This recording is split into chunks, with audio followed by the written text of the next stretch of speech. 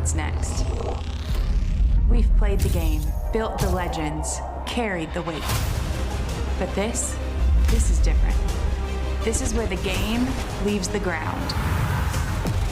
No limits, no ceiling. No looking back. This isn't the next season. This is the next frontier.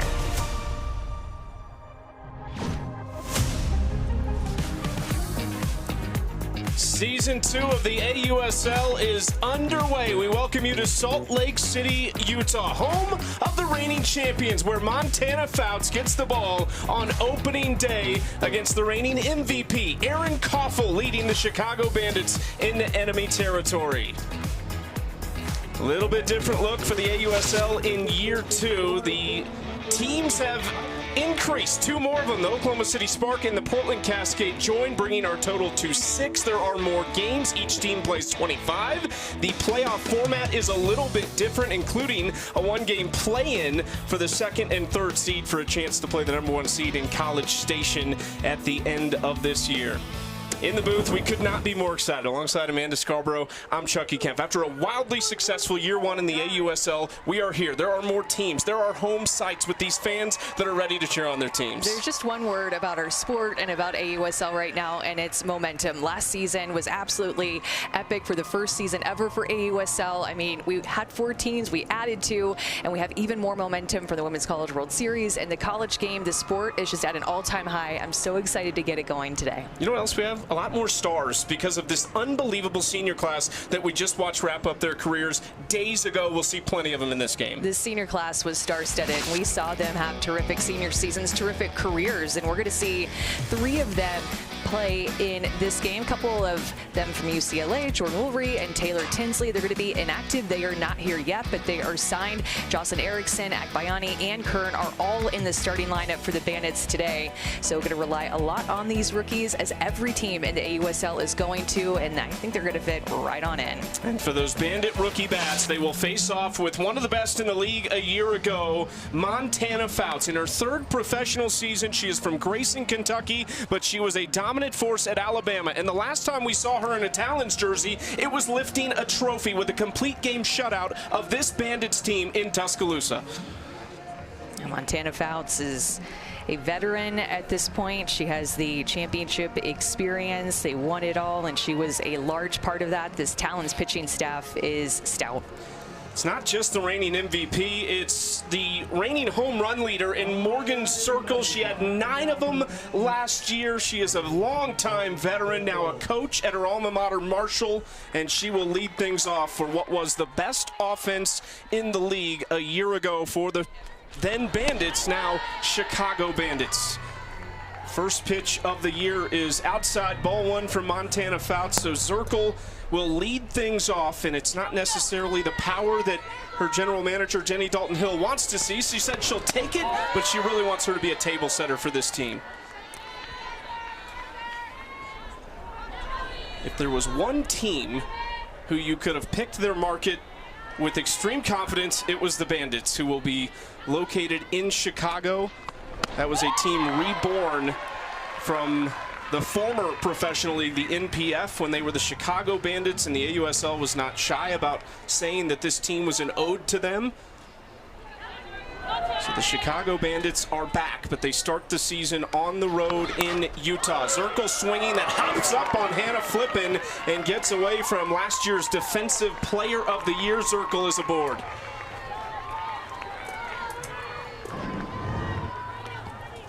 A hard hit ball off the bat of Zirkle, but just eats up that last hop on Hannah Flippin, who you mentioned was so good defensively last year. She has been so good defensively in her career, played her college ball right here at Utah. One of these 2 teams trying to join the Oklahoma City Spark or the Carolina Blaze, and the Carolina Blaze, I should say, as the winners on opening day of this 2026 season, as we get a look at one of the 3 Bandit rookies, Ilana Agbayani.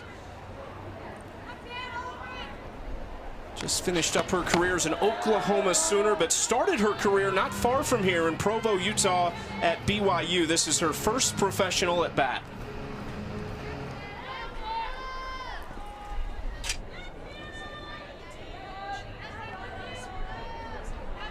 1-1 from Fouts.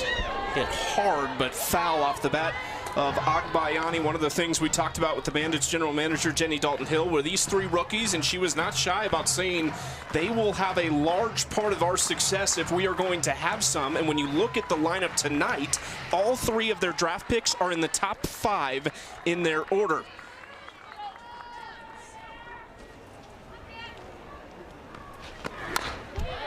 Again, Agbayani fouling off that pitch from Fouts. Yeah, and Fouts is going to throw with some good velocity in the upper 60s, can really touch 70 miles an hour. Curveball, rise ball, and drop ball are going to be the 3 pitches that she mostly relies on. And still in the works is an off-speed pitch for her. She continues to try to improve that pitch, to add it to her toolbox.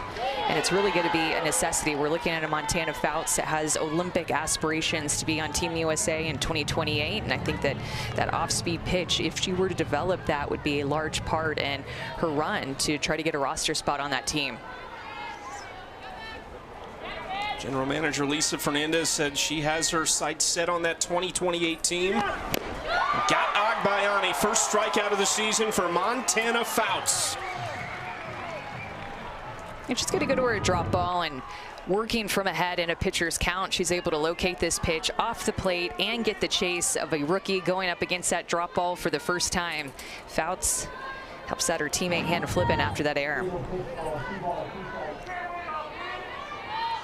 And they're actually going to bring Agbayani back to the plate. So it was likely a pitch clock violation. Chance not for 2. Zirkle was on the move, so she is into second, and it essentially ends up being somewhat of a sacrifice for Agbayani. Yeah, I've seen that a couple of times today with a pitch clock violation. A couple of times to Kelly Maxwell of the Cascade in the opening game. I don't know if that clock's moving a little bit faster, if it just feels like it's moving faster. These pitchers coming off of spring training, about 12 days that they had in Florida. There was a practice that each team had. They were all in Florida, all 6 teams. They scrimmaged a little bit at the end, but I think that it just starts to move a little bit faster in a real game. That was something new in the AUSL this year as well. Rather than all of the teams gathering in Rosemont, Illinois, as they had in the past, which is the home of the Chicago Bandits, they went to Jackie Robinson Training Complex in Vero Beach, Florida, for just under 2 weeks. They reported on May 27th and then ended up reporting to their home markets on June 6th. But I think everything we've heard from general managers, coaches, players has been wildly positive about the experience at training camp. Yeah, a chance to get all the teams together, get to know your team, a lot of new faces with the rookies, a lot of shakeup with the expansion and allocation drafts that we had a few months ago. This is hard hit by last year's MVP. It's smothered in left. Zirkle coming around, and the Bandits are on the board for the first time in 2026.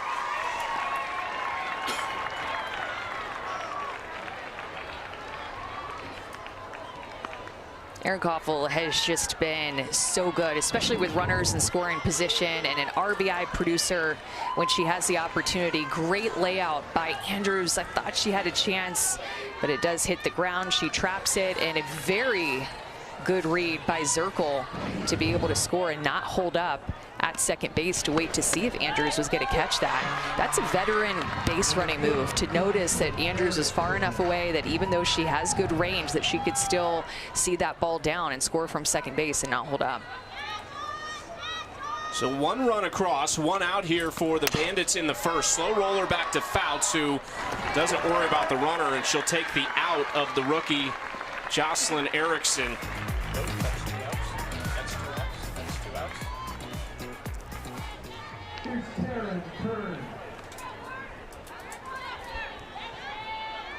So rookie number 3 coming up for the Bandits here in the first. This is the Stanford star Taryn Kern with her first pro at bat, who takes strike 1. She is reunited with her first collegiate head coach, the new Bandits head coach Shonda Stanton, who Kern played for 1 year, a freshman season when she was the Big Ten freshman and player of the year, before spending the last 3 at Stanford, and ropes this into center field. It is down for extra bases. Welcome to the pros to Taryn Kern.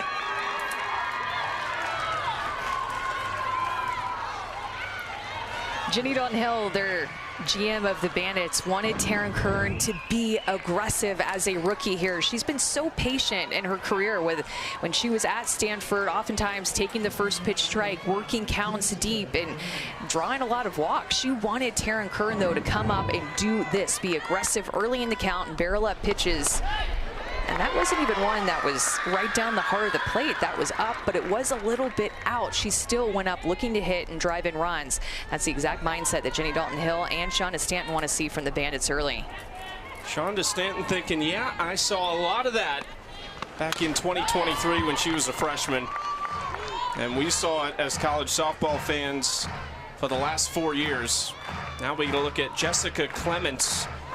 In her first year in the AUSL, she's a California native, played at Cal Poly, and then finished her career at UCLA as a senior. Her senior season, not this year, but 2025. She was a third-round pick in the allocation draft.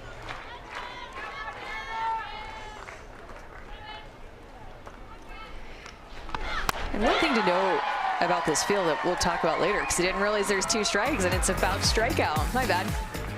Hey, that's Montana Fouts' first strikeout for real this time. But the Bandits are up 2.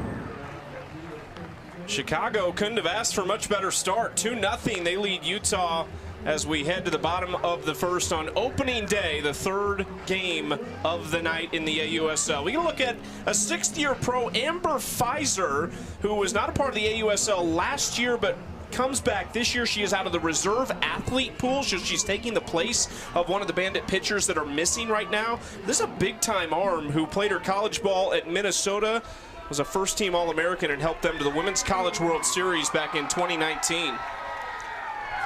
Yeah, I love that Amber Pfizer is getting a chance to be a part of the AUSL. She is a gritty, competitive pitcher in the circle. She's going to spin a lot of different variations of her curveball, an off-speed curveball, a regular curveball, a backdoor curveball, and we'll also mix in a rise and a fastball too. But getting the start on opening day, Fouts versus Pfizer, gotta love it.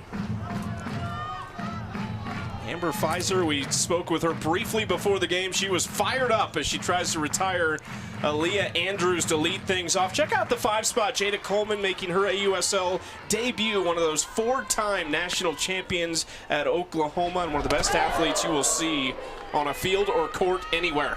So many great additions, new faces, and with rookies or players that have never played in the AUSL before, or with the Athletes Unlimited before. So many great pickups, so much talent. Aaliyah Andrews spent last year with the Blaze, hit .340 in 19 games played. Grounds this back to Pfizer, who jumps up to make the play. 1 out.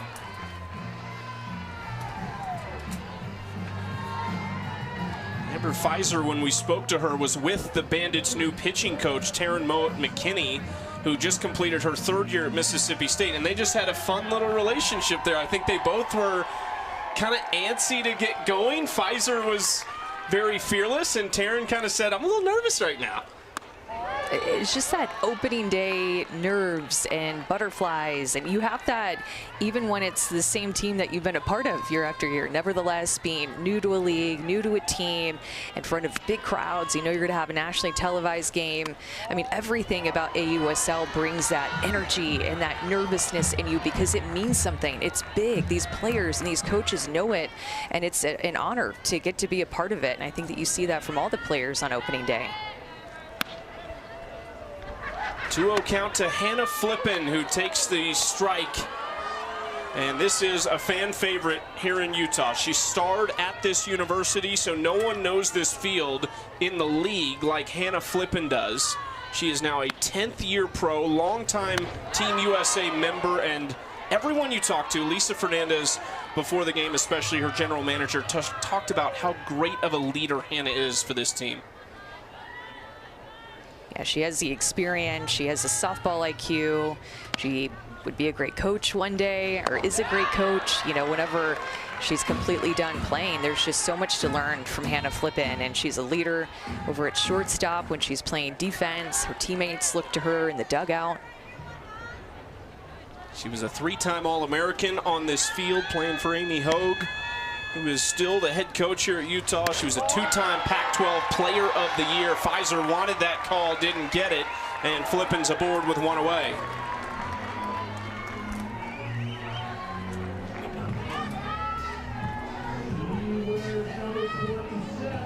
Hannah actually got on the mic pregame and kind of gave a little rally speech to this crowd who was very into it. They love Hannah Flippen here in Salt Lake City. And how cool it is to get to be a part of this town that you played your college ball in, that you're so connected to, and so many familiar faces, and of course a familiar field, but just such a cool thing that you get to play in at your alma mater. Savannah Jaquish is slotted into the 3-hole for the Talons. And remember, when those 2 new teams entered the league, teams like the Bandits and the Talons, who were so successful a year ago, lost some of their best players. They were only able to protect 5 on their roster in the expansion draft. And so for the Talons, this lineup looks a lot different. Maya Brady, Sydney Romero, Sierra Sacco Ferry, all selected, as well as Tori Vidalis in the expansion draft. Jaquish lets that pitch go, and I say that with Savannah Jaquish at the plate because she didn't play a lot last year. She was a little banged up with an injury, but this is somebody who at times has been one of the best hitters in the world when she's at her best.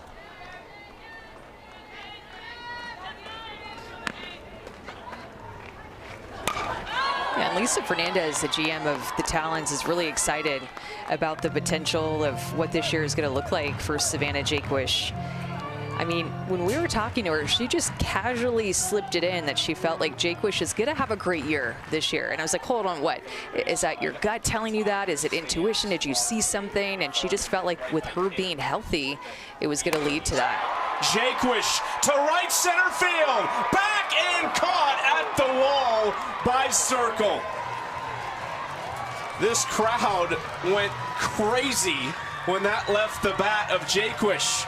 Okay, so remember when I was going to say something before Montana Fouts threw the strikeout, and I kind of, you know, cornered myself because I started saying something at the wrong time? Well, the one thing I was going to say is how big this field is. 235 to center field, 225 down the line. So a ball that on many other fields would get out of here stays in the ballpark here. That on the TrackMan was registered at 237 feet. I think one thing that will be telling at the end of the season, statistically, this is likely to be a team that is top 2 in doubles and probably in the bottom half in home runs because of those dimensions. This is a tough field to hit it out on, which is a pitcher's type field. For the reason that you just saw there, Morgan Zirkle tracking down that ball off the bat of Jaquish, that had home run written all over it. Amber Pfizer was probably getting that feeling in her stomach like, oh no. And then it just turns into an out. And then in comparison to Carolina Blaze in their home field at Duke, it's 190 down the line. So more of a hitter-friendly ballpark there. So on one side for the Talons, you give what was the best pitching staff in the league a year ago that largely returns intact a massive field. But it is tough for these hitters to get it out of the ballpark. Not that they can't, because in BP we saw some balls that were going about 270 feet. Well, and I feel like that's the norm now in softball. We saw it in the college season, the offensive explosion. I anticipate seeing it in the pro season in June and July here. The ball is just flying. Tons of home runs being hit. 1-2 inside to Charlize Palacios, and that got her on the wrist maybe. So she will take first with 2 away.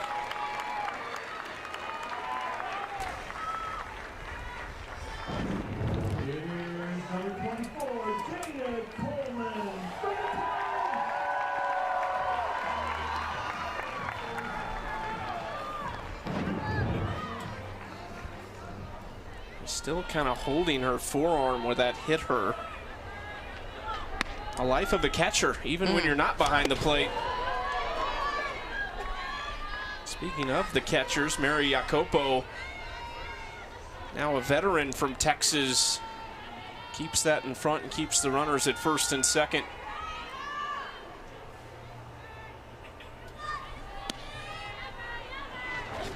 This is Jada Coleman at the plate, who takes a strike, just an absolute superstar from Oklahoma, one of many. She was a first-round pick in the allocation draft, and it was somewhat of a no-brainer because they had just lost their center fielder, Maya Brady, with the first pick in the expansion draft to the Oklahoma City Spark, who, by the way, hit a grand slam tonight in her debut for that team.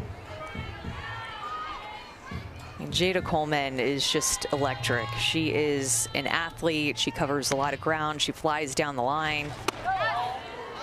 And she can hit with a lot of power. I mean, Jada Coleman is a 5-tool player. And the fact that we have her now in AUSL and get a chance to watch her play, she is an absolute star. On the World Games team for Team USA last year that won gold. And Coleman thought she was on first. She returns, and it is a full count. And Talons head coach Cindy Ball Malone immediately comes out of the dugout. And I don't think it was necessarily to argue the call. I think it was to give her batter a chance to settle down a little bit. You'll notice that the strike zone seems to be a little bit wider in AUSL than what you notice just coming off of watching the Women's College World Series or watching any game in the regular season. You'll notice that the strike zone will seem a little bit larger, and it's something that these hitters have to adjust to. Hard hit right side, smothered by Kern at first, and she steps on the bag. So it's a clean first inning for Amber Pfizer, and it's the Bandits on the road with the lead.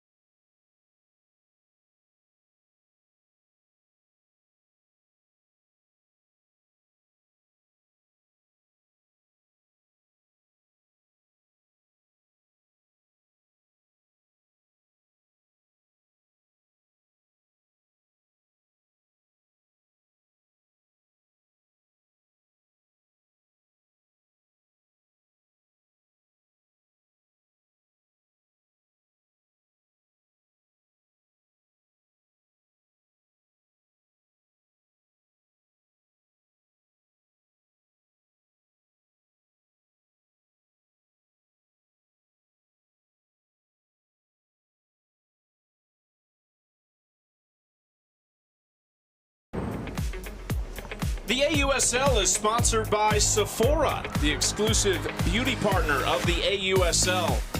And Zillow, someday starts today. So it's a special day on opening day, even more special when you're debuting in your new home here in Salt Lake City for the reigning champion Utah Talons, who got their banner put up on the left field wall. Special moment for these fans to have the reigning champions in town now.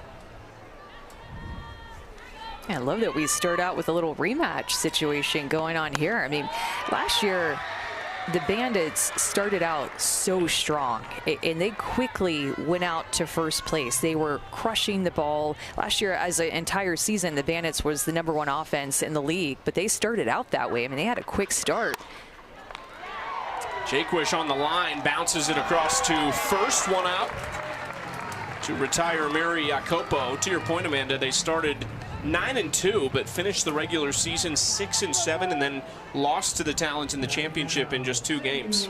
And the Talons seemed to be a team that got better as we went on. They kind of had 2 different trajectories over the course of the season, and the Talons were just peaking at the right time, especially with their pitching staff, with Georgina Korick and Montana Fouts and Megan Framo, a 3-headed monster that they still have on their pitching staff that they kept together. I mean, those 3 on their own are just so tough to beat.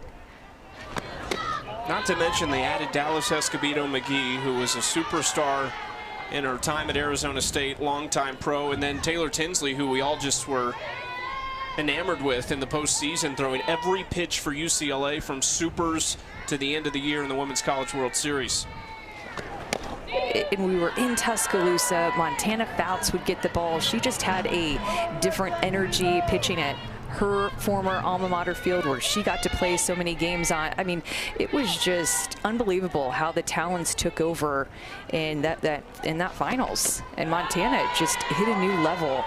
And I mean, all these players are competitive and they're gamers, but we saw right in front of us Montana Fouts hit a new level with the championship on the line and helped them win it. I think Montana Fouts, when she enters the city limits of Tuscaloosa, her powers increase by about 75%. That is smothered by Ellis, but it bounces into foul territory. And Sammy Williams, the 6th-year pro out of Iowa State, is aboard with 1 out in the second. And that is a hard hit off the bat of Sammy Williams. 76 miles per hour.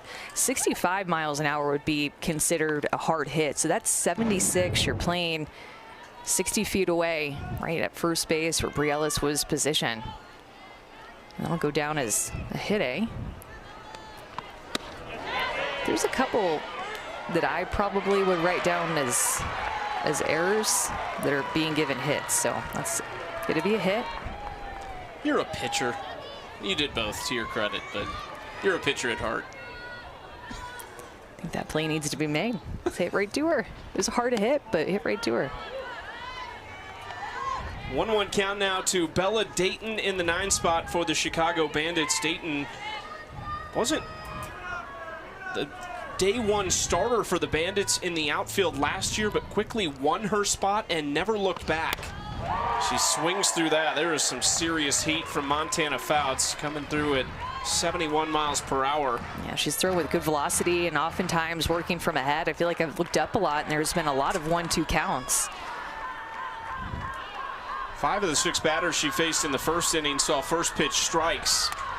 Off the end of the bat from Dayton, Jaquish off balance. Dayton has too much speed, and that will likely go as an infield single. Well, that's something to know about this Bandits team, and we saw this last year, is that not only could they hit the long ball and drive in a lot of runs with their power, but they had a lot of speed too, and this is a prime example of this. Bella Dayton just motoring down the line as Jaquish had to move so far across the field that as she was moving across the field, Bella Dayton was getting down the line.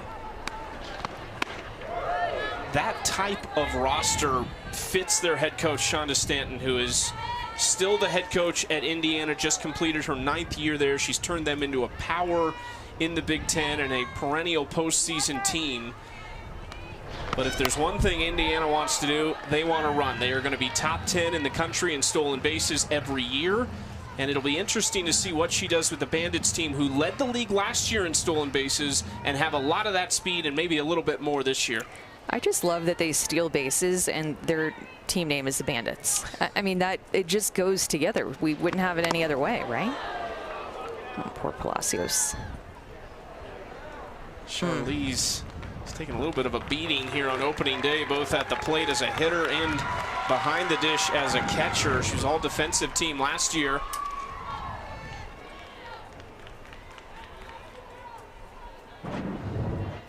Fortunately, it did get the leg guard. I like the gold on the chest protector. A little blingy with the gold pops on the chest protector. I like that. Tell you what, whoever designed the jerseys, oh, top notch. All of them today just look awesome. And the Talons with these, they're not white uniforms, right? They're more cream uniforms, and the baby blue for the Bandits look great. You hear the caw chants here in Utah for the Talons. Back at Fouts! Wow! And you hear the appreciation from the home crowd for Montana Fouts, taking that away from Morgan Zirkle. Yeah, the Bandits have been on time with Montana Fouts this first time through, and this is a second look that Zirkle is going to have against her. That pitch was right down the heart of the plate, and she shot it right back up the middle of the field. That was hit so hard. She reacted so quickly that it knocked her mask off, but got her glove up, got an important out, and important protection of herself, too, after she released the pitch.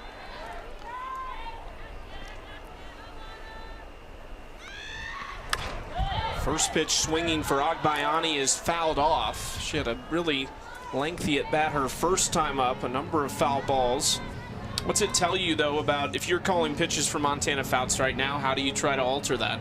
And I like to try to see her drop in that off-speed pitch that I had heard about, an off-speed drop ball that she had been working on. We haven't seen it yet. Maybe we'll see it this second time through.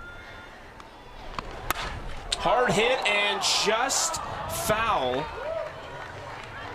I think you're seeing her too with a lot of these lefties that the Bandits are bringing up to the plate. There's only 3 right-handed hitters in the Bandits starting lineup today, so a lot of lefties are going up against Fouts, and you can tell she likes to lean on her arm side. So throwing her drop there, a backdoor curveball, a rise ball on that side of the plate. 0-2. That misses down and away. An off-speed pitch though, going from 71 to 66, even that 5-mile-an-hour difference can be a difference maker and an at bat. And just to show that pitch to the Bandits is going to put it in the back of their heads. Agbayani fouled that off her leg to stay alive in the 1-2 count. As it bats against her this first time through, they already have 5 hits on the board. That Zirkle line drive could have been another one. They've been seeing her well. You mentioned the heavy left-hand lineup. The Talons do not have a lefty on staff.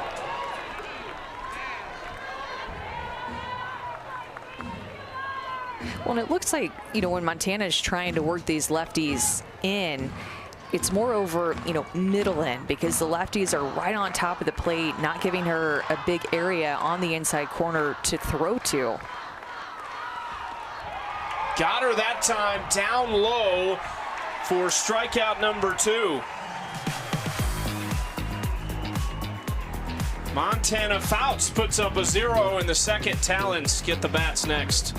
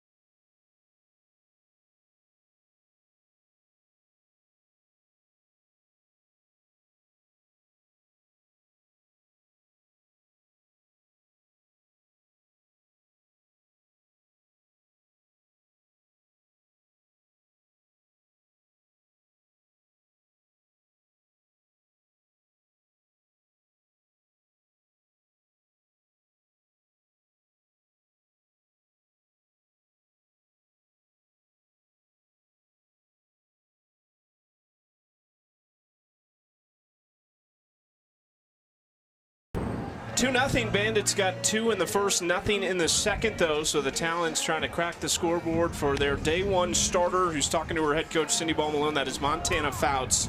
We were talking to the general manager, Lisa Fernandez, before the game tonight, Amanda. They got a Montana Fouts in the inaugural draft with the 35th overall pick, and there was just some questions. She had the injury at the end of her Alabama career. She didn't play her first year out. That might have been the pick of the draft, though, in that inaugural draft.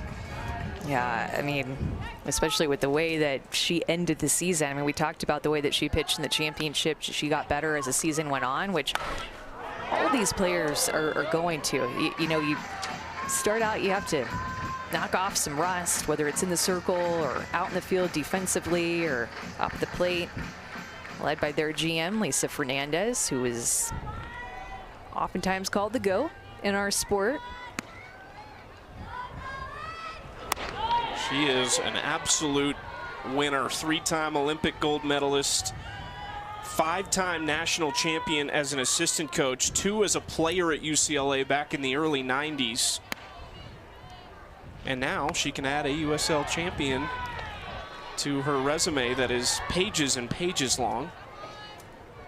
And was a part of an offense with UCLA, led that offense that hit over 200 home runs, probably the best collegiate offense we've ever seen in our game with what they were able to do this year. 36 of those home runs came off the bat of Jordan Woolery, who she took with her first pick in the college draft this year. She also took another UCLA Bruin, Taylor Tinsley. It was their only 2 college draft picks. Both have signed. They are just not with the team yet, so they're currently on the temporary inactive list, but will join the team soon, I think is the expectation. And you would imagine Jordan Woolery goes right into the heart of this order. Has to. I mean, she is so clutch. We've seen it in her UCLA career. I'm sure she's excited to get to join up with the team, and I'm sure they're excited to get her. And then just the fight resiliency that we saw from Taylor Tinsley this year in the circle, pitching that final game of her career against Texas Tech, one of the all-time great games at the Women's College World Series. We saw in a 9-inning battle that she pitched every single pitch of and just left it all out of the field. Taylor Tinsley did. 3-2 count against Caroline Jacobson, who takes ball 4. Jacobson, arguably the most consistent bat for the Talons a year ago. Her average at .384 was the 5th best in the league, and her first at bat in 2026 is a walk. So from Jacobson to Jadlyn Alchin to face Amber Pfizer here in this second inning. And you want to talk about great stories. And it should give a lot of these players who have come out of the athlete reserve pool or the reserve athlete pool hope that their careers can continue. It's Jadlyn Alchin, who was not a full-time member of the Talons in the traditional sense. She was picked out of the reserve athlete pool last year, played with them the entire season, but was unable to play in the championship because they got healthy. So what did Lisa Fernandez do? In the allocation draft, she went and got Alchin and made her a Talon. She earned her spot in an everyday lineup. I mean, just had a breakout summer and took advantage of every opportunity that was given to her. So for somebody like Amber Pfizer and a number of other players who are out of that reserve athlete pool, I think there's the hope that there is room for them in this league. I think the hope we all have is that we'll see even more expansion in the near future. Pitch misses. This is the first at bat of 2026 for Bree Ellis, who of course took the college softball world by storm as the USA Softball Collegiate Player of the Year last year for Arkansas, but had a very slow professional rookie year. Hit just 186, 8 total hits, just 1 home run.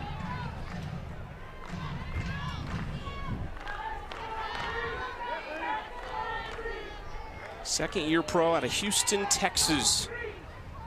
Crushes it! Center field! Bree Ellis is back!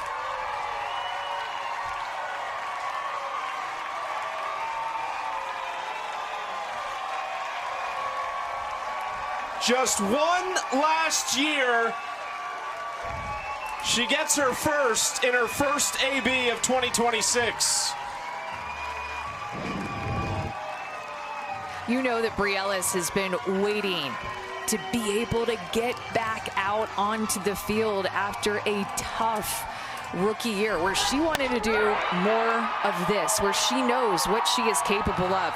266 feet, 80 miles an hour off of her bat. And man, Bri Ellis, that is a Bri bomb that we were used to seeing at Arkansas that we did not get to see very often in her AUSL season. But you know that that felt so good. Her first at bat, she hits a home run. You know she wanted that so bad. 26 of them as a senior at Arkansas. She was a first-team All-American, USA Softball Collegiate Player of the Year.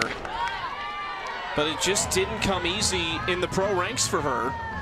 And then she ended up kind of behind Tori Vidalis. She would kind of DP a little bit here and there, but she has an opportunity to earn an everyday role in her second professional season.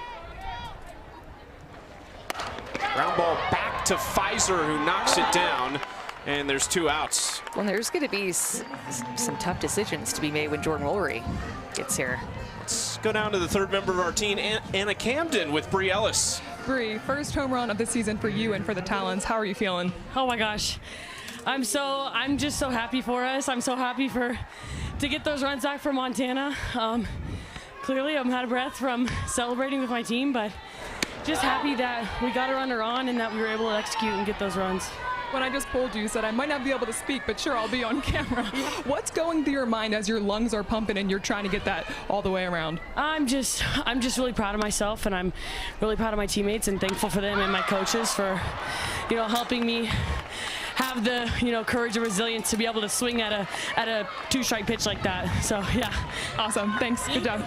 Back to you, Shockey. Thank you, Anna. And Bri Ellis got to catch her breath because she's got to take the field again, but has given Montana Fouts some life with a 2-run shot. And this is what the fans here in Utah want to see. Bri bombs starting the season in the 8-hole for the Talons. But if she keeps swinging it like this, she is going to move her way on up.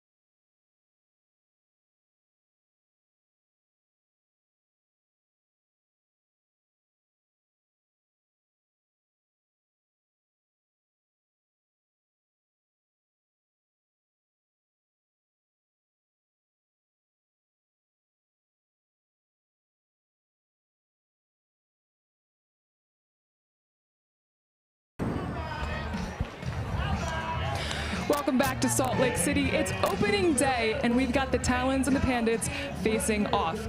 Athletes dream their entire life of making it to this level. And across the country this week, we've got talented rookies making their professional debut, and that includes the Bandits' first-round pick, Jocelyn Erickson.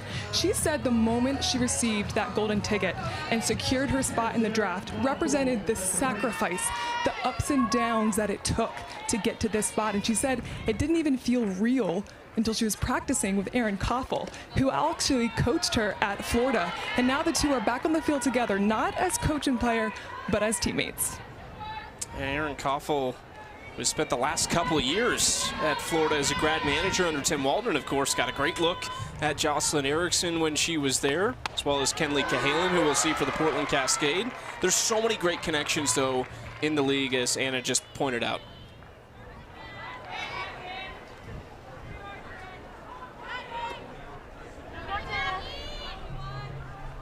Jocelyn Erickson due up second behind the reigning MVP Erin Koffel at the plate. She's an Indiana native, played her college ball at Kentucky for Rachel Lawson, where she became the first three-time All-American in the program's history. Takes that inside 3-1 count. And getting to see, Erin Koffel probably practice with Tim Walton and take some reps on her own, and just probably be in the ear of Erin Koffel on Florida road trips, and just, whenever she possibly could. What a luxury to be able for Jocelyn Erickson to have Erin Koffel hang around the Florida team and contribute to their team and their success. They had a great season, and to be able to pick her brain a little bit. And the reigning MVP, you're going to be right next to, able to learn from. And I know that Erin Koffel raves about being able to learn from Tim Walton, as well as Jocelyn Erickson did, the head coach of the Florida Gators. Koffel chopper, gonna try and beat this out. Jaquish charging, and they just got Koffel at first. Savannah Jaquish has been busy at third base on a couple of those long runs. And the thing to remember about Savannah Jaquish is that she can also catch. So she really is somebody that is an athlete that can do a lot of different things. Look at the range that she covered there to be able to take that ball from Hannah Flippin. Already going to be a bang-bang play at first base, and that is her job as a third baseman, to make that a shorter play to get into her glove to make that quicker throw. Jaquish was an excellent player at LSU for Beth Torina, four-time All-American there, finished her career in 2017. They went to 3 straight Women's College World Series, and they have not been since.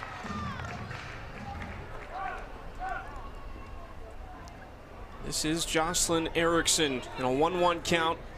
Native of Phoenix, Arizona, started her career at Oklahoma, but played the last 3 in Gainesville for Tim Walton at Florida.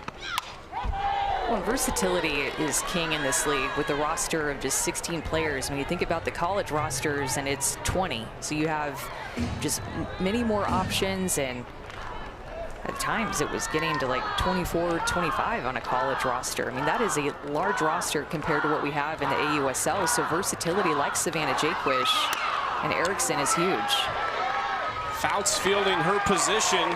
There's 2 outs as she retires Erickson. Because remember, Jocelyn Erickson can play a great first base. Tim Walton raved about Jocelyn Erickson being a gold glove first baseman who could also be a gold glove catcher back behind the plate. Just a left-handed power hitter who can play first and catch. She is a rarity with what she's able to bring to a team.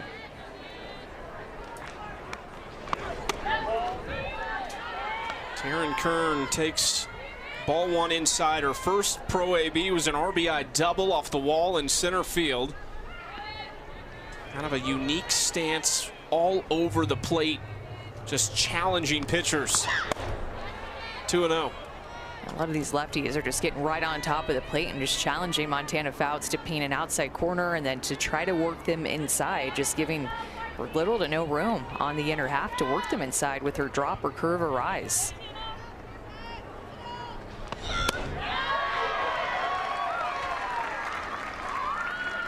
And that a backdoor curveball will come to a left-handed hitter, start in the right-handed batter's box, and then cut back across the outside corner to a lefty. That's the pitch that she just threw there. And again, back-to-back pitches to Kern. Good command of that pitch. You see her gathering herself here as that foul ball was hit off, took a long walk to the back of the circle, looked to the outfield. You could tell probably trying to catch her breath, think about what she wants to throw in this important 2-2 count. Took a little off that to 66, but runs it outside for ball 3. Deep breath from Kern. Nobody on, 2 outs in the third. The 2 runs for the Bandits came in the first inning. Kern in the air to shallow left. Aaliyah Andrews coming in. Flippin lets her have it. Good communication in the outfield for last year's best defense. Another 0 for Montana Fouts. Coming up next, we'll go amid the action and talk to Morgan Zirkle live in center field.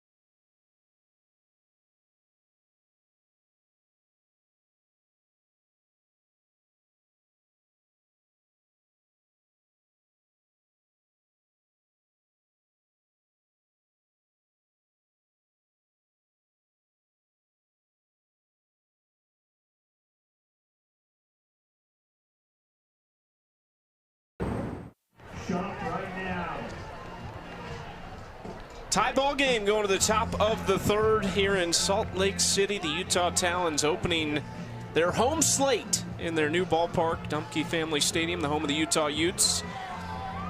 There is Morgan Zirkle out in center field, a native of Milton, West Virginia, played her college ball at Marshall, where she is now the head coach. Just finished up her third year as head coach there, and we are joined by Morgan live in the field. Awesome moment today, of course, Morgan, year 2 of the AUSL opening day. You had a fantastic season a year ago. Let's just start, though, with the excitement on the player side. Do you guys feel everything I think we are feeling as fans about this year? Absolutely. It's growing. As part of the PEC, I get a little bit of a look at how much it's growing and the decisions we're able to be a part of. And it's really exciting. It's some elite softball and a great product, so we're excited to give it to more fans. Morgan, when you were, thinking about this next season and maybe thinking about it while you guys were still playing, or maybe you didn't think about it until you guys were done playing at Marshall and your postseason ended, what were you looking forward to the most? Like, what was most exciting to you when you thought about coming into this season? I think just in year 2, you think year 1's kind of a fairy tale, and year 2 it kind of sets in that this is real, this is pro softball and what it's going to be from here on out, which is so awesome. So been visualizing my first at bat since it ended last year, and excited to be here. Savannah Jaquish at the plate after Hannah Flippen lined up. Third inning of work for Amber Pfizer in the circle for the Bandits.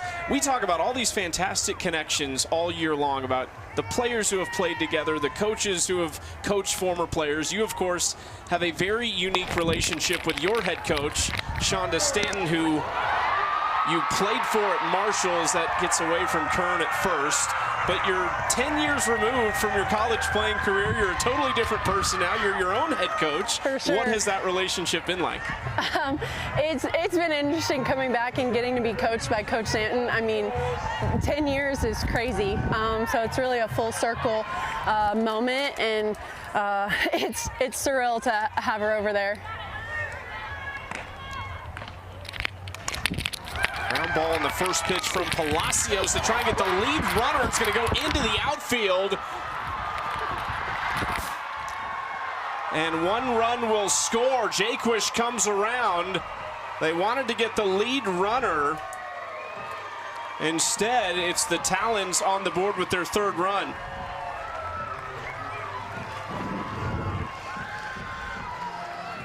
You could tell Sammy Williams just a little hesitant, not very sure of her throw. Back-to-back errors made by Sammy Williams over at third base. And after you make that first one, oftentimes the ball is going to find you again. And it did challenge her to make an even trickier throw to second base than the first throw that she made when Savannah Jaquish was up.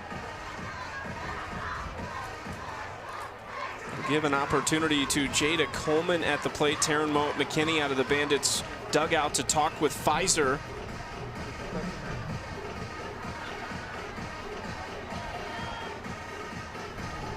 So Morgan, I guess back to the question about Shonda. Are you as easy to convince when she's coaching you up, or do you have some pushback now as your own head coach? I'm definitely a little more outspoken, and I'm sure she told you that, so. No, she did not tell us that. That was just thinking about like what the change of, relationship and dynamic would be. Back! Deep to right center field, and caught a really nice grab in right field by Clements. The run scores, but it saves extra bases from Coleman. Okay, that was actually something I was going to ask you about, and there's 2 outs, which we could get the next one very quick as a heads up for you. But with how big this field is and you playing center field, what are the keys to you to be able to play in this big outfield and help out your corner outies? Yeah, we talked about not getting beat in front with the people that we need to get beat in front in, because it is so big. You can run back forever. So we've had a few catches close to the ball already. But the ball also hangs, the wind's kind of blowing weird, so we have a good fast outfield and we'll use that to our advantage. Caroline Jacobson at the plate with 2 outs. Morgan, we appreciate the time as always. I'm sure we'll talk to you more this year, but good luck. Thank you. Thanks, Morgan.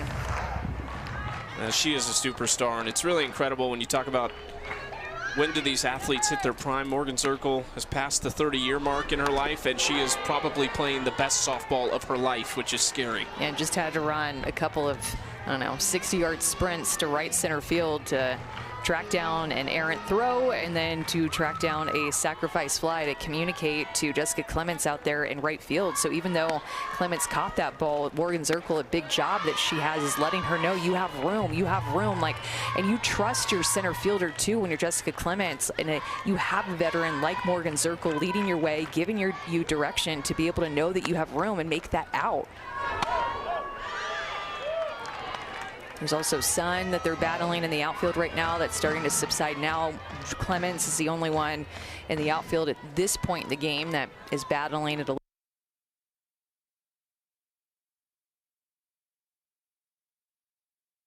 That's Williams quickly and makes the play over to Kern to end the inning. But a couple unearned runs come across. We have another very special guest coming up, by the way. How about our very own Holly Rowe, who will join us for the first chair chat of the season. There's Holly, glove and everything, ready to go next inning.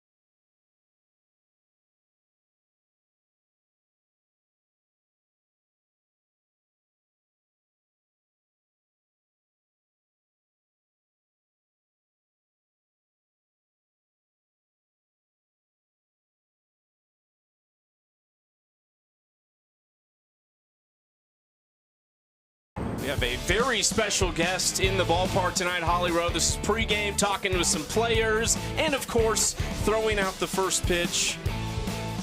I think that bounced in there for a strike in my book. And Charlize Palacios framed it up well. We are joined by Holly Rowe right now. Our first chair chat of the year, and of course it has to be Holly.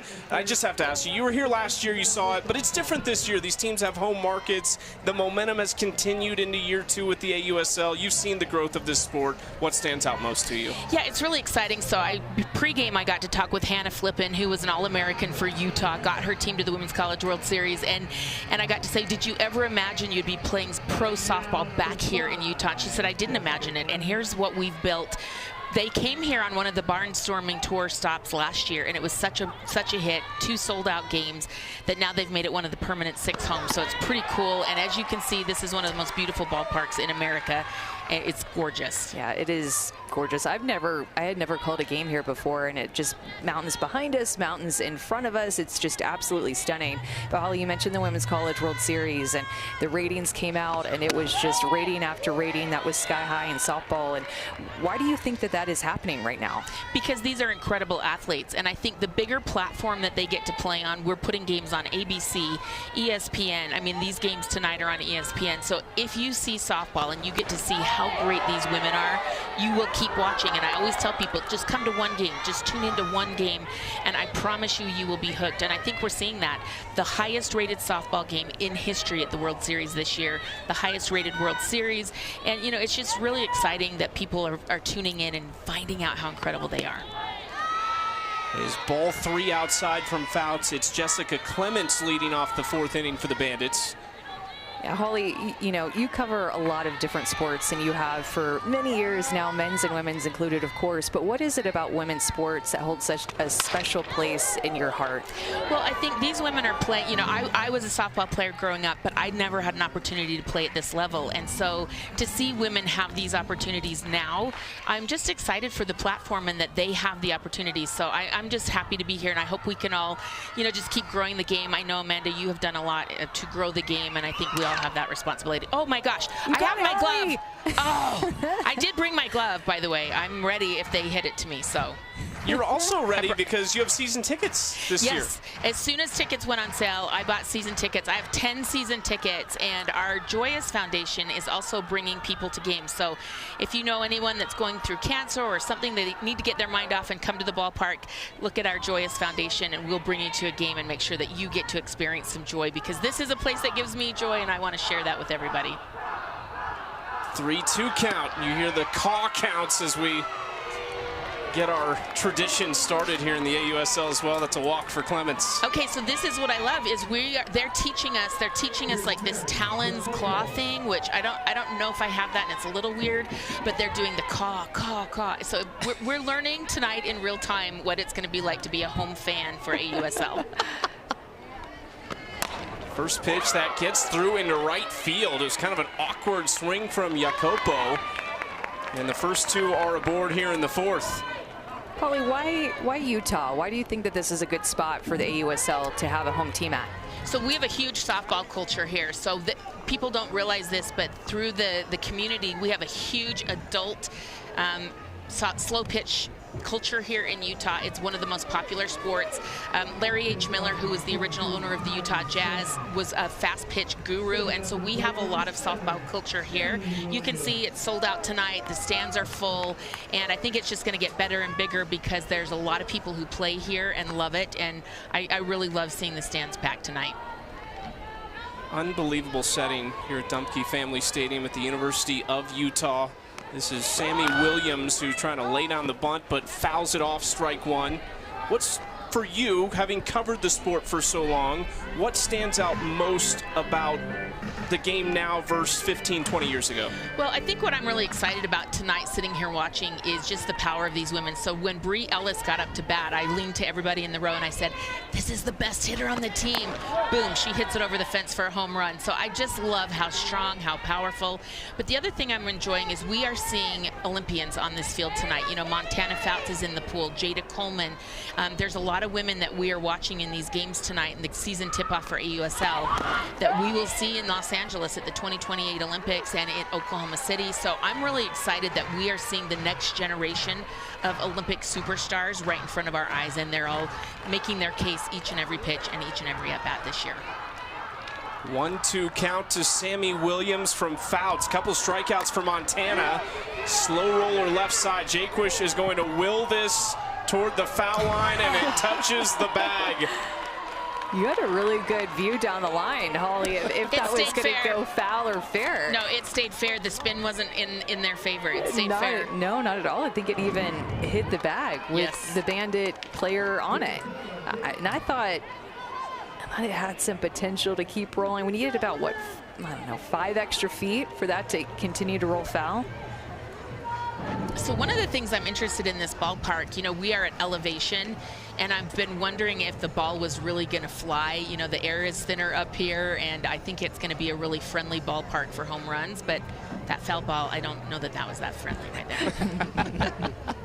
Holly, does anybody ever ask you your favorite moments at the Women's College World Series? When you look back, you've covered it for so many years. Just, I don't know, what memories from the Women's College World Series come to mind for you? Well, the number one that jumps into my mind, and because I just saw her here, she's a member of the Bandits staff, is Taryn Mowat. You know, she threw, I think it was 1,085 pitches in her pitching at the World Series to give Arizona the national championship. We have not seen distance like that in a long time. One of the most courageous, one of the most famous changeups we've ever seen. So seeing Taryn Mowat, who is coaching tonight for the Bandits, that brought back some really good memories. So I love seeing that. And then the Megan Langenfeld years from UCLA, it's hard to believe that was almost 20 years ago. Bella Dayton takes strike 2. Big spot here for the Chicago Bandits in a bases-loaded situation, down 2 runs with nobody out in the 4th. Bella played her college ball here before transferring to OU, so this is a familiar ballpark for her. Outside ball 2. I love this, Holly. You're like our dictionary of softball knowledge out there. We just need you all the time as like a little research at least. In all her spare time, Holly. I'm the most annoying fan in the stands right now because anyone sitting around me, I'm giving them stats and play-by-play, and they're like, oh, okay. There we go. Slow roller, Jaquish coming home with it. They cut down the lead runner and nobody scores. Well, Holly, we're going to show the map here in a second of all 6 host cities. I don't want to play favorites. I'm not sure there's a more beautiful setting than the one we are here tonight, but the AUSL truly spans the entire country. We've seen the incredible crowds. What is it about this crowd? Like, they've just embraced it so much, and you talked about it.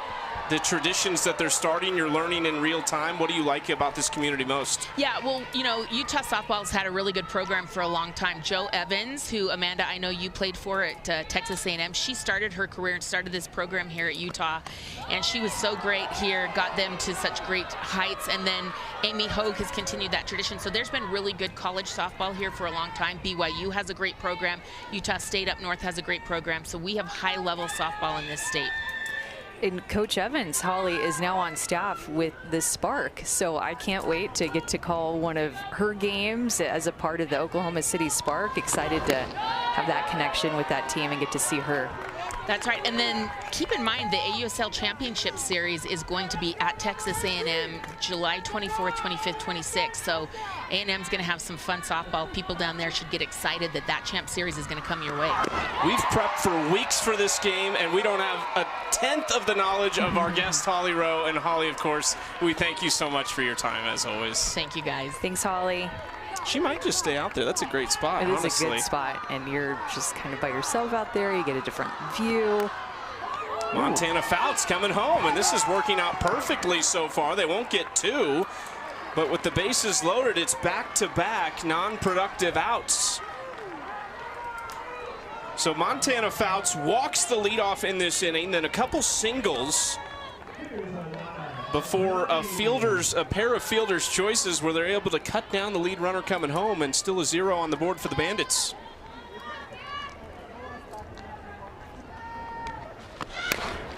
This is grounded up the middle, and stepping on second is Becker. Montana Fouts doing a little cha-cha to the danger there in the 4th, and Utah leads by 2.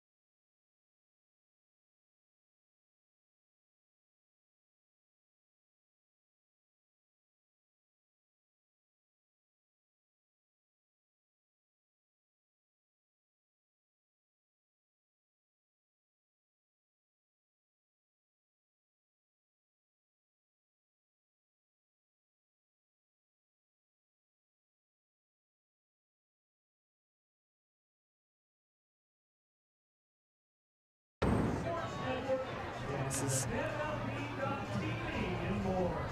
4-2 in beautiful Salt Lake City. The Utah Talons leading the Chicago Bandits. Could you ask for a better setting for professional softball, wrapping up an opening day triple header in the AUSL? The Spark and the Blaze already winners tonight. So it's been a home team that has won each of the first 2 games. The Talons trying to keep that trend going in a rematch of the 2025 AUSL Championship, in which the Talons defeated the Bandits.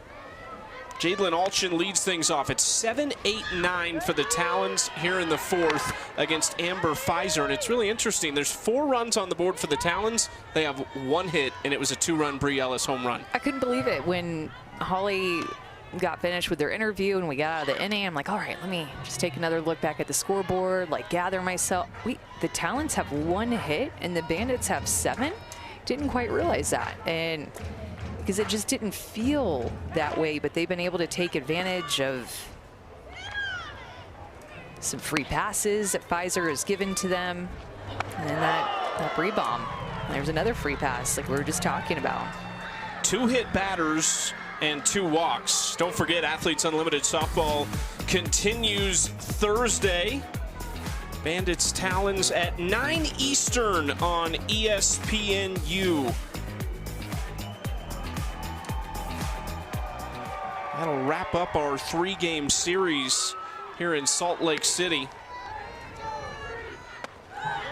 First pitch outside to Brie Ellis after Jadlyn Alchin was hit by the pitch.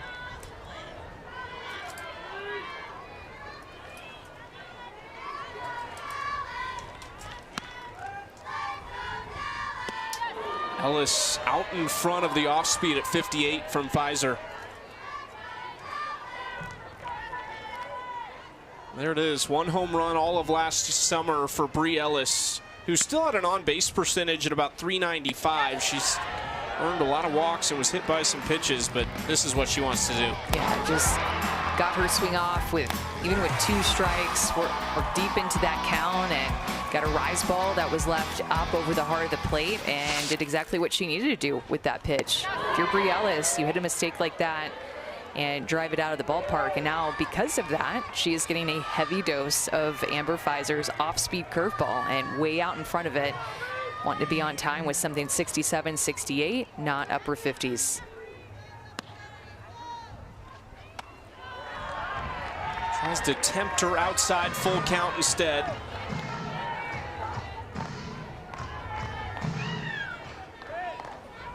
Outside of that 1 pitch to Ellis, and maybe you could argue the free passes, Pfizer's been pretty good.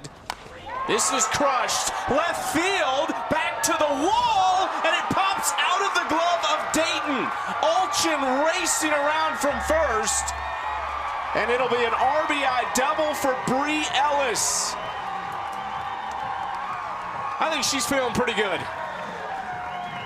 So 2 hits for the Talons, and both have been off of the bat of Brie Ellis. And this big park is holding in several of these deep fly balls off the bat of the Talons hitters. This is a big ballpark, 225 down the lines, and it shows on the TrackMan this is hit 227, so almost had enough to get out of here. So maybe some wind, knocking it down a little bit, keeping it inside the ballpark. Great effort by Dayton, but another extra base hit for Brie Ellis. Both hits tonight, extra bases, both with 2 strikes.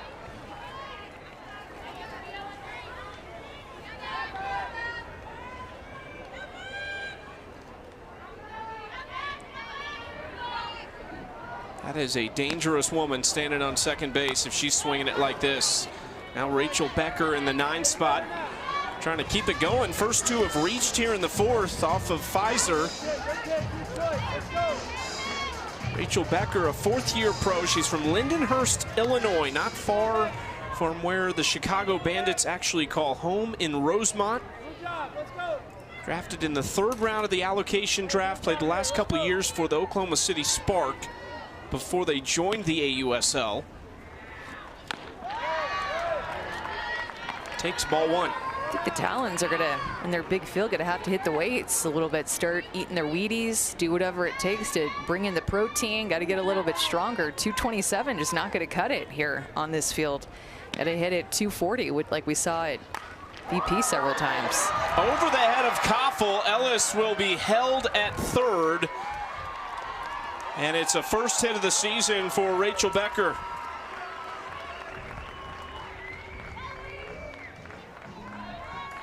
It's third time through. The order now for the Talons coming up, and I think the Bandits are going to have to start to make some decisions with a potential pitching change. Bandits are missing some key pieces on their pitching staff.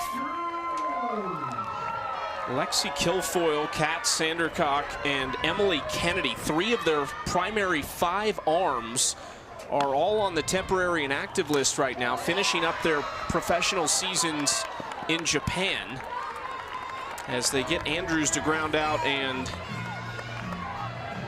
get the runner headed to second, so there's 1 away. But you mentioned it earlier, the Bandits, one of the things that set them apart last year was they started the season 9-2, and they did that in part because they had their whole complement of players from really day one. It is a completely different story for them this year. They have 5 players on the temporary inactive list. An illegal pitch call based off of Amber Pfizer going to her glove and then stepping off and separating her hands again, I believe. Just not something that you see very often, but a mix up in the pitch call and how she presented the ball, and home plate umpire Alex Sleep noticed it right away, called an illegal pitch. Flippin spins one out in front of the plate. She is retired. And in somewhat similar fashion to what Montana Fouts did, there is 1 run across in this inning, but Pfizer's doing a nice job of potentially getting out of this jam.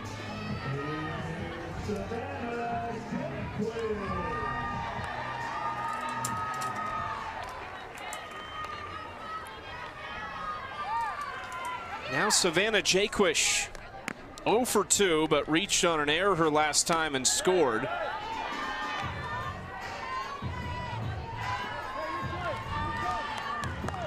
With those missing pieces for the Bandits, the 3 pitchers, and then their usual everyday shortstop Skylar Wallace, as well as Jocelyn Allo Evans, who is due a congratulations for the birth of her child recently, and they hope to get her back at some point this year. But with them, this is a team that needs to be good defensively. In support of these pitchers, as well as the fact that they are missing some powerful bats. And again, just knocking some rust off early, some nerves, trying to find that team chemistry. Jaquish into center, Zirkle stays with it, makes the catch. Nice job by Amber Pfizer to limit the damage to 1. Bree Ellis is feeling it out of the gates in 2026.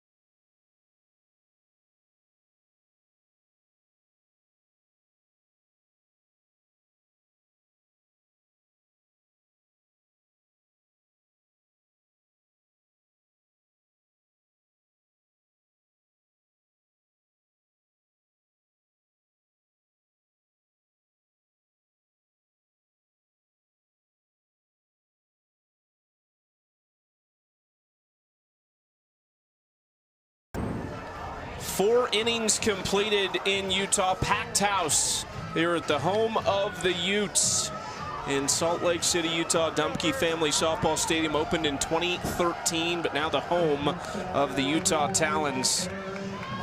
As we get set to see the heart of this Bandits order, 3, 4, and 5 due up. Aaron Koffel, Jocelyn Erickson, and Taryn Kern.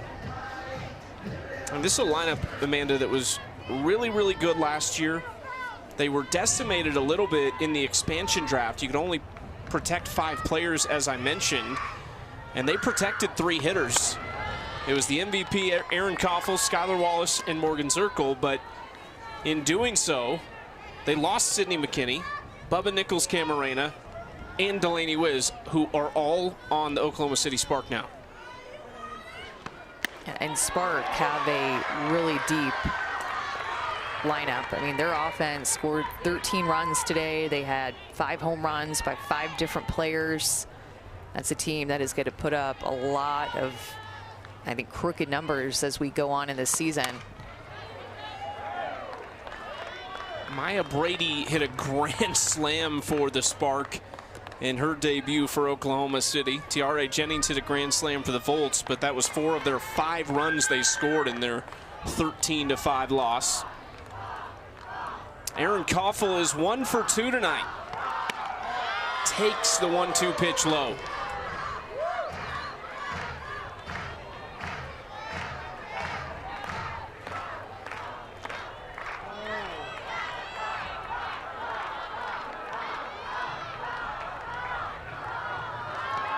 The cough thing's really catching on. Yeah. But does every home team have a strikeout thing like that? Yeah, that's a good question. We're going to find out because we're going to be everywhere. The Blaze had something today, and I'm drawing a blank on what it was, but they were doing something, and I think they've all got their traditions that they're going to have. Also got the rivalry kind of that's already being pushed with the Texas-Oklahoma side of things. Yeah, that was a big deal. A lot of the folks in Oklahoma City, kind of notable people in the area, were fired up about that. Like the pro version of a Red River rivalry type thing. That's between Texas and OU, but you know, the Red River is between Texas and Oklahoma. Is this a young budding rivalry here, Chicago and Utah? That's what I was about to say. These are our 6 home sites this year: Chicago, Durham, North Carolina, Portland, Oregon, Oklahoma City, Salt Lake City, and Austin, Texas.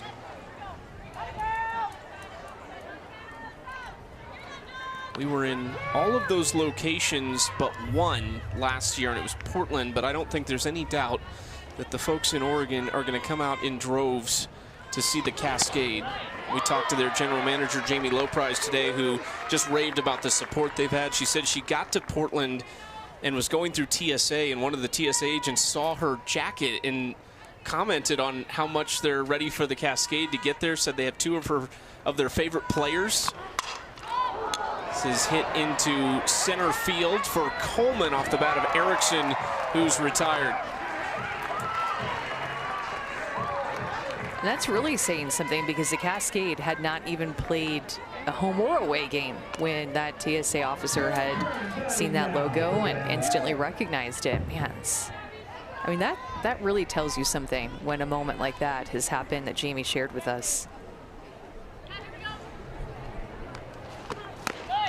Jamie Loprise, the general manager of the Cascade. Kirk Walker actually was a part of the Utah Talons last year in a coaching role, but he moves to the general manager role of the Oklahoma City Spark. Him and Amber Flores have developed a great partnership there already. Ground ball right side off the bat of Kern. They get the lead runner, but they will not get 2. Last year felt like the year of the double play in the AUSL, but we have not seen one yet in this game. Well, Montana Fouts has to love that she just got an out, and would have loved even more if it was a double play with 2 outs on her off-speed drop ball. Dropped it down that time to 64, executed it through the zone, got Taryn Kern out on her front foot and off the end of the bat.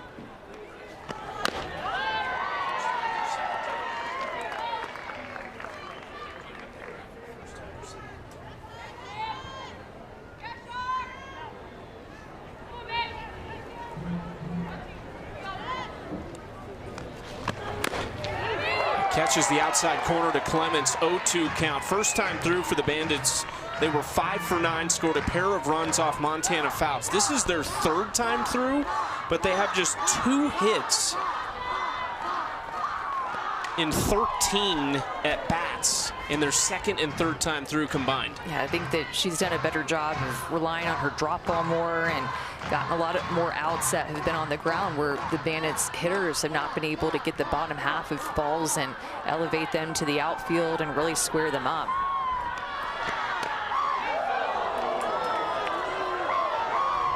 Flirting with the outside corner on that pitch, misses for ball 1.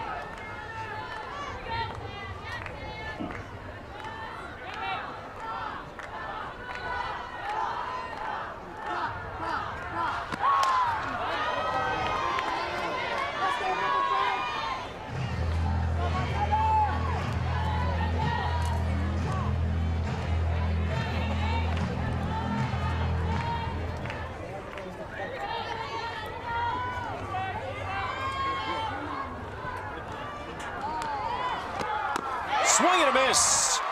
Fouts wins the battle with Clements. Her third strikeout tonight, and Montana is rolling. Getting better as this game goes on. She is painting quarters and using her drop ball like this. Look at the location of that pitch. Down the zone, off the plate, gets the chase. She's rolling.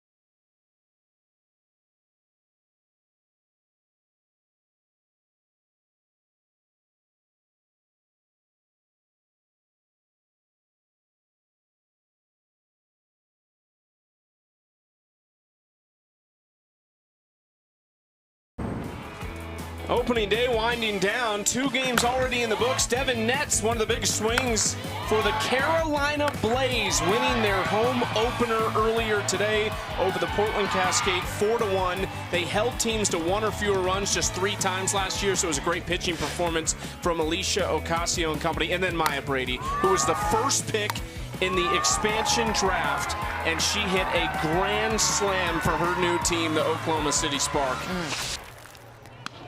Got all of that. Good crowds at all the facilities that we played in today.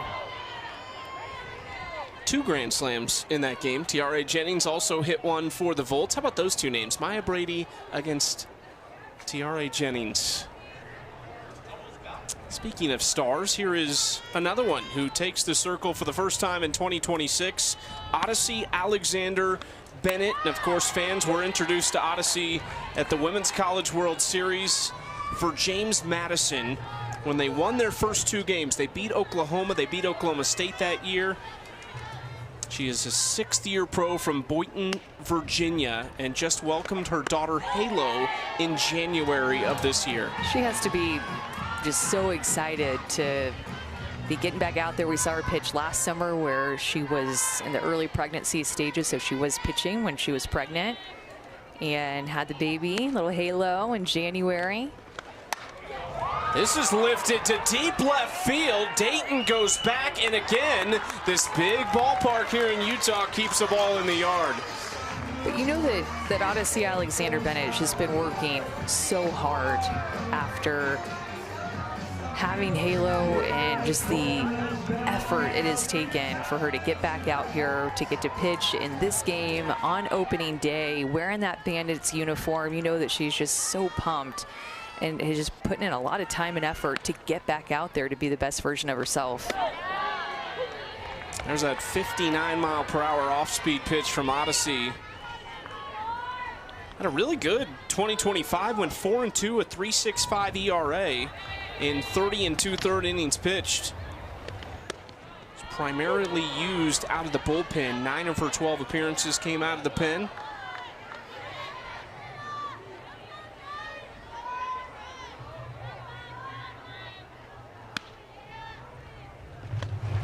O2 just tipped by Jada Coleman, who is 0 for 2, or 0 for 1 so far, I should say. Had a sac fly in the 3rd inning to score the 4th run for the Talons.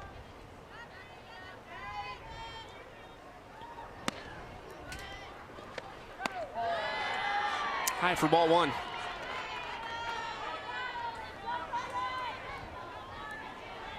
If you're wondering what's on her jersey, that is a mic. It's not a big bug or anything that's like on her jersey while she's hitting.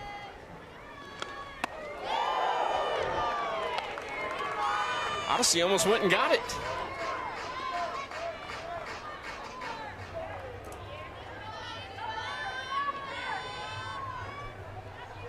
Jada Coleman was on the Oklahoma team that Odyssey beat in Oklahoma City, and then they responded to beat James Madison twice and ended up four-peating. That was the first of the four-peat. Let's go into the game with Jada Coleman.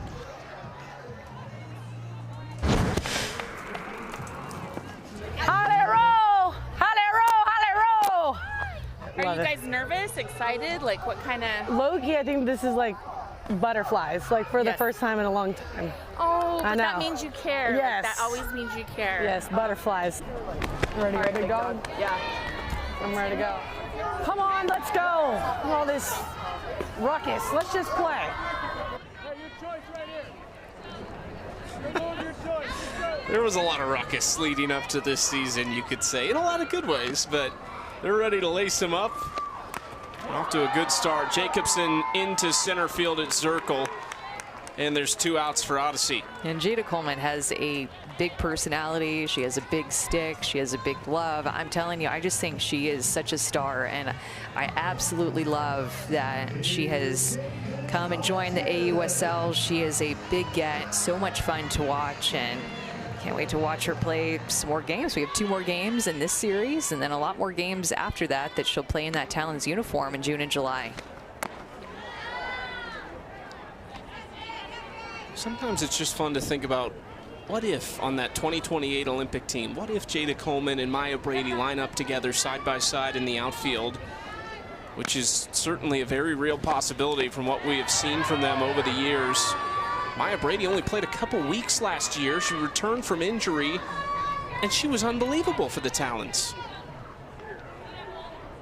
Now a member of the Oklahoma City Spark, and that is why 24 is standing on first base. They needed somebody to fill the massive void left by Brady, so Lisa Fernandez went and got Jada Coleman. She is such a good athlete. In high school, where she is from, in Texas, in the Dallas area, she played shortstop as a left-handed fielder. Shortstop. Texas softball is like, you know, like legit, like really good. She was a left-handed shortstop. That's how athletic that Jada Coleman is and what she is capable of. I feel like if you can do that, you can do anything. Lisa Fernandez mentioned that to you. She remembered watching her in that setting as a left-handed shortstop coming out of high school. Jadlyn Alchin walks, and there is 2 on for guess who? Bree Ellis, who is having a night.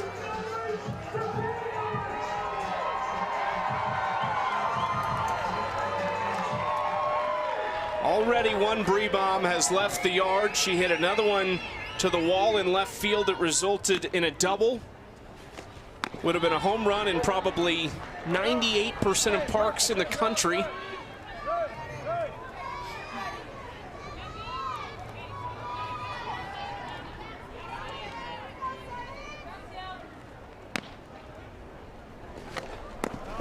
Takes getting just a ton of off-speed pitches now. So Odyssey Alexander will actually throw 2 different versions of a slower pitch. She has an off-speed curveball, and she has a changeup. So she'll work both of those pitches in. They spin differently. Did not get all of this one to left field. Dayton coming in to make the catch. And Odyssey Alexander Bennett debuts to a clean first inning in 2026. But Chicago needs some runs.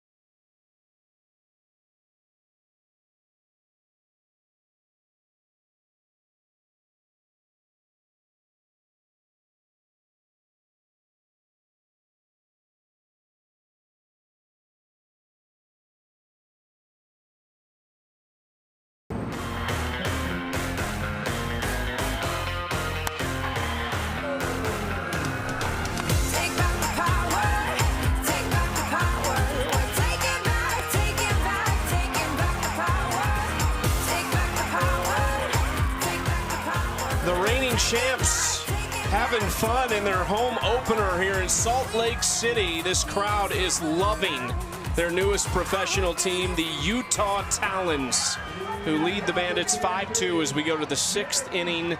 This is game number 3 in the AUSL to start the 2026 season. 2 more teams, 6 home venues that we will be playing in all summer long. And off to a flying start.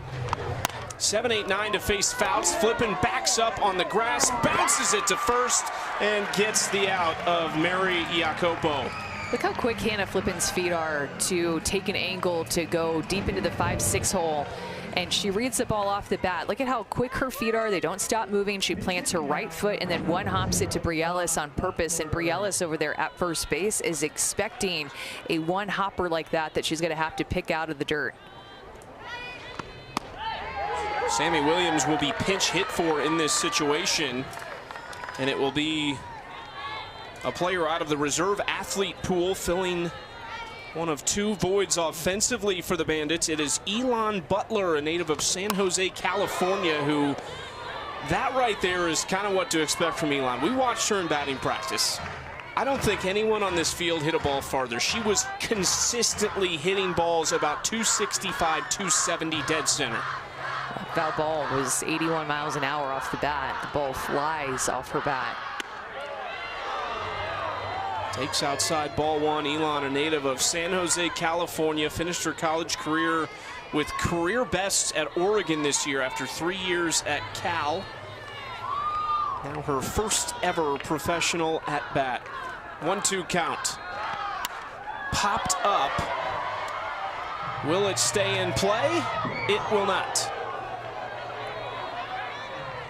It landed in the chair with this girl that's holding it, and I hope it didn't hit her. I hope it just hit the chair and then maybe hit her instead of just landing on her back. But she moved forward and it created space between her back and the back of that chair.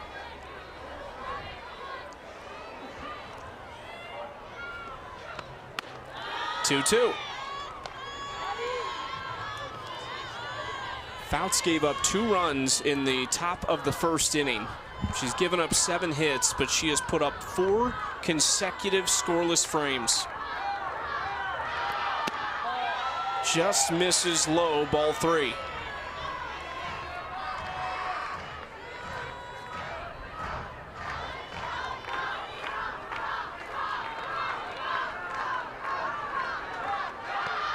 Got her swinging. Strikeout number 4 for Montana Fouts. And with more on Fouts, we go down to Anna Camden. Well, I asked her about the balance between being a returning champion and also having a very new roster. And she said, we have a culture that we're building, and it's based on expectation of grit and excellence in everything that we do. And she said that everyone that has joined the team has really embodied that. And when we talked to Lisa Fernandez ahead of this game, she told us that Montana is the first person to ask for those newbies' numbers, to welcome them in, to get them on board with the rest of them. And I think what we're seeing tonight is these returners like Bree Ellis, Montana Fouts, they're taking the helm, they're leading with maturity and calm, and it's working for the Talons today. It absolutely is. She has retired 6 straight, and the Talons are 3 outs away, but they'll get a chance at the plate next.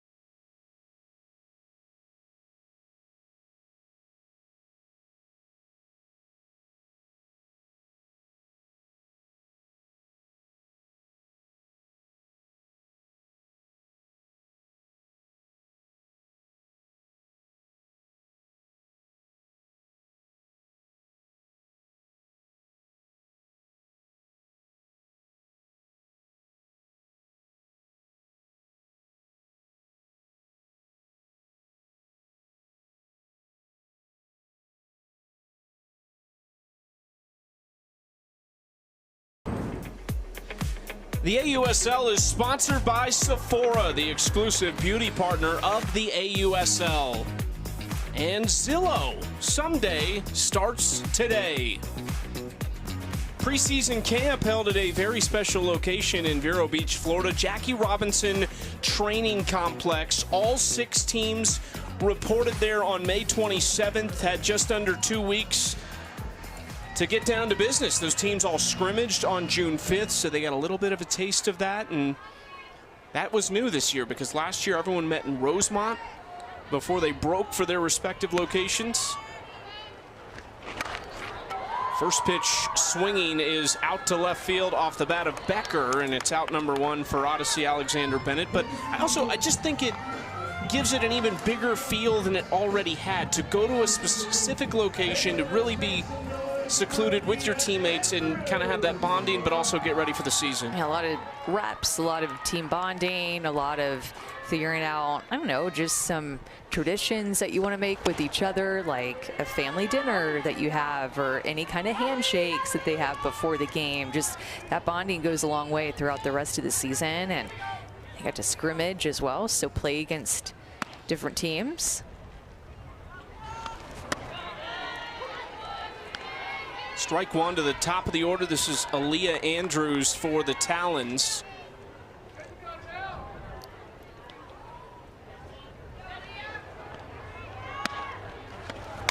A lot of great outfielders and talented outfielders.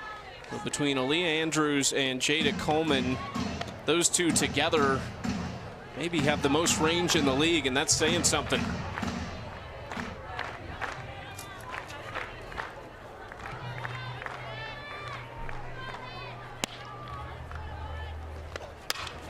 Slapped through the 5-6 hole by Aaliyah Andrews.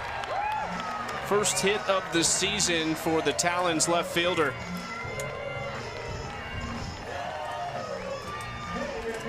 Well, also, there's royalty in the building tonight, and it's a woman who has done so much for this league in such a ridiculously short amount of time, and it is the commissioner, Kim Eng, who was announced as the first commissioner in league history, get this, on April 16th, 2025. That is barely a year.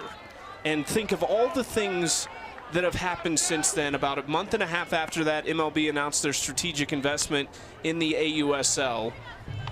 I would go one further to say that this league in general was announced on June 4th, 2024 at the Women's College World Series. That is almost 2 years to the day from right now. And to walk up to the field and see the branding and the fans waiting to get in, and an entire merch tent and all the different Athletes Unlimited employees running around, just everything falling into place. You could just feel it walking in on opening day. It just is a different level this year. And last year started out at a very high level because of Commissioner Ing and the standard, the bar that she set. Everybody loves being around Commissioner Ing, the experience that she brings from her days in baseball, and now we get to feel that, all of her experience in our sport. Ground to the left side off the bat of Flippin, and there are 2 outs. And last year was fantastic. It covered a lot of ground in kind of the touring entity that it was. But these home markets are spread all across the country, and even though, of course, they don't represent all the major cities, but if you think about it, Salt Lake City, very easy place to fly into. Chicago to see the Bandits, very easy place to fly into. The O'Hare International, one of the busiest airports in the world, is across the street from Parkway Bank Sports Complex. So there's a lot of opportunities for fans somewhere from west to east to see these teams. And we've seen that. We saw it last year. We saw fans travel from all over the place. A lot of them went to multiple locations. And then for the long haul. I mean, there were over 6,000 fans at the Round Rock Express Stadium whenever we had the Volts and the Bandits. Thank you. Setting a Texas record for the amount of, or the highest attendance at a Texas softball game. I tried to slide that one to you. Cool, I just mouthed it, but you said thank you. I'm a good teammate. You're a good teammate for helping me. It's just an assist. Just take it next time. Come on now. We're in the land of John Stockton. I'm just dishing one out to you. Alongside Amanda Scarborough, I'm Chucky Kemp. We are delighted to be here for opening day. 2 more games here in Salt Lake City over the next 2 days between these 2 clubs. Fantastic pitching matchups. How about this pitching matchup for you? Just a little appetizer to the season. Tomorrow in Durham, North Carolina, Carlin Pickens makes her debut for the Carolina Blaze against last year's #1 pick in the college draft, Sam Landry, going for the Portland Cascade. You want to tune in to that game on ESPN2 tomorrow night, Pickens and Landry. Last chance for the Bandits here in Salt Lake City on opening night. They need 3 to keep it going.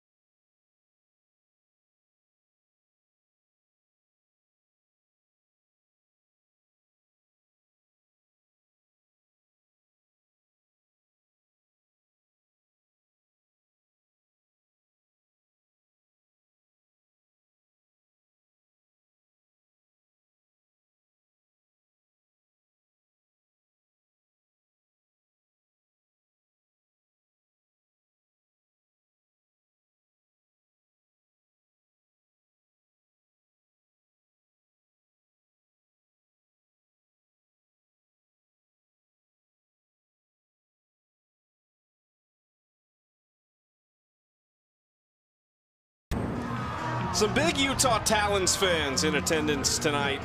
Packed stadium. 5-2, the Talons lead the Bandits in our 2025 championship rematch on opening night in the AUSL. And Montana Fouts trying to go the distance. 6 innings, 7 hits allowed, 2 earned. They both came in the first. She has put up 5 consecutive scoreless innings. Just gotten better as this game has gone on.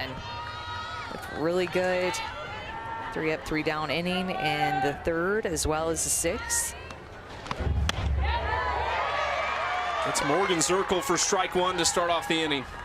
Being able to throw, I think, her drop ball a lot more. I think that it's looked really good late in the game. She was missing it low, a little bit more in the dirt with that pitch. She's been able to find the perfect height for it and work it inside to the lefties. Back to Fouts, runs it over to first base. There is 1 out. It's a big performance for Montana Fouts because as we've talked with the Bandits missing pieces, the Talons aren't missing as much. Tinsley and Woolery have signed their pro contracts. They're just not with the team yet, but the expectation is that they will be soon.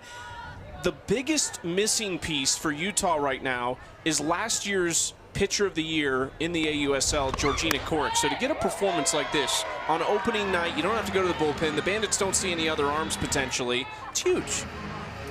And you know, you have Megan Framo waiting in the wings as well. She was able to get here back to the United States early. Back to Fouts. Says, give me that. 2 outs.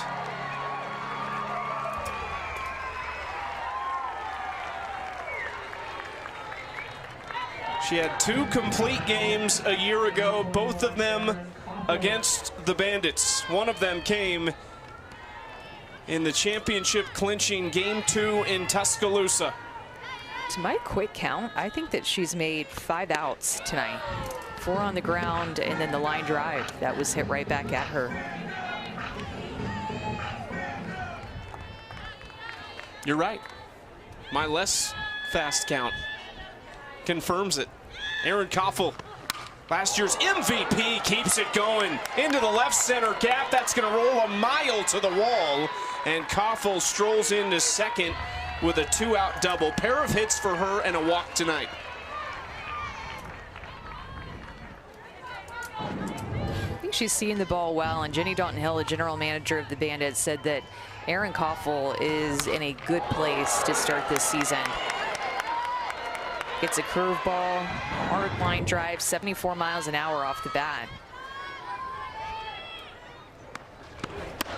Jenny Dalton-Hill really high on the fact that Erin Koffel was with that Florida program for the 2nd consecutive year as a grad manager, being around Tim Walton and that group, and a player like a Jocelyn Erickson who is at the dish right now trying to keep this game going.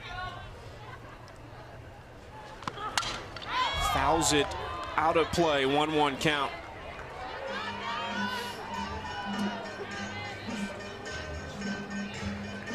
Since the Bandits loaded the bases with nobody out in the top of the 4th inning and didn't get any runs in that inning, they have gone 1 for 12 with a walk at the plate.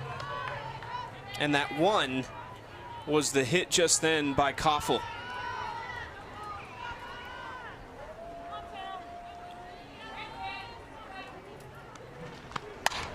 Erickson takes another big cut at that pitch. 2-2. The Bandits down to their final strike.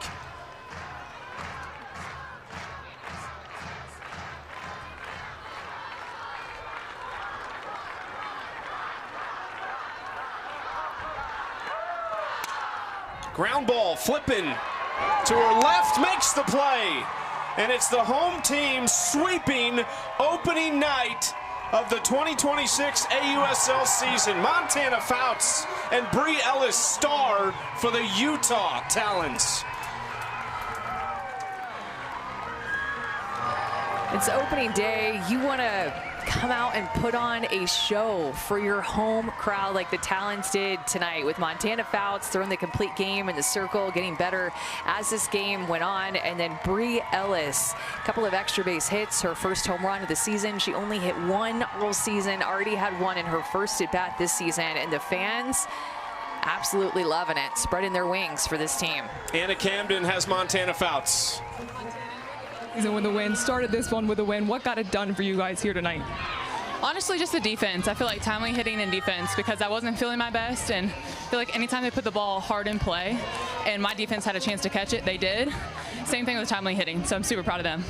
Well, you weren't feeling your best, but you had 6 consecutive scoreless innings, so something was working for you. What was it? Honestly, I just was not too proud of myself for not giving the best start to my team because they deserve it. So I was like, you know what, they're not getting another one for me. So, and huge credit to the defense. I mean, they were making plays, and Shar for putting up for me today. So a lot of credit to Shar. How do you carry this momentum from your defense and from your team into tomorrow night? We just keep trusting our stuff, you know. I mean, like, we work really hard for this moment and to be here, and it's a short season. So it's just how can we attack one game at a time and for each other. And what's the fix for you to be proud of yourself standing here tomorrow night? Just trust my stuff, you know. I mean, we work hard for this moment, and I know that I have worked hard for this moment, so I'm just going to go out there and play. Awesome. Thanks, Montana. Back to you, Chucky. Montana Fouts was excellent. 7 innings, 8 hits, just the 2 earned runs, though. And as Anna said, 6 consecutive scoreless to finish the night. Yeah, she just settled in after that first inning, became determined, relied on her defense. Maybe the nerves settled in a little bit as well after giving up 2 runs in that first inning. But rise, drop, throwing her off-speed pitch a little bit, 4 strikeouts for Montana, and relying on her defense. And Charlize Palacios getting a lot of credit back behind the plate for her battery mate tonight. There were 2 of their 5 protects in the expansion draft, Fouts and Palacios, and they combined to get the job done tonight. This crowd was unbelievable. They've stuck around to celebrate with this team, and Bree Ellis, who is being interviewed down on the field as well by the local media team. I don't know that you could have scripted it much better for Utah tonight, though. Well, Bree Ellis just told the fans, I expect to see everybody here tomorrow, and then everybody's jealous of Ellis with this sign here. Great signs by the fans. They got the Talons swag going. Talons off to a great start on opening day. The AUSL is off to a great start in year 2. The 3 home teams tonight all winning.